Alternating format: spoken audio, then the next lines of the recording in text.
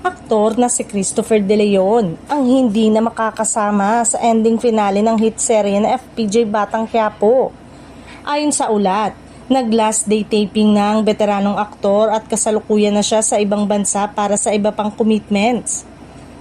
Sa kanyang huling araw sa set, ipinakita ni Christopher ang kanyang professionalismo at pasasalamat sa buong cast at crew ng serye. Masaya ako naging bahagi ng proyekto at salamat sa naging suporta, ani ng aktor sa kanyang simpleng pahayag bago umalis. Marami sa mga tagahanga ang nag-react sa balita, nagbigay ng halo-halong emosyon. Ipinakita nila ang kanilang paghanga sa kanyang kontribusyon sa palabas, ngunit ramdam ang lungkot na hindi na siya makakasama sa huling eksena ng serye. Ang pag-alis ni Christopher ay bahagi rin ng kanyang mas malalaking plano sa karera. Ayon sa source, dadaluhan niya ang ilang international shows kasama si Tirso Cruz III. Kaya kinakailangan niyang umalis ng bansa agad pagkatapos ng taping.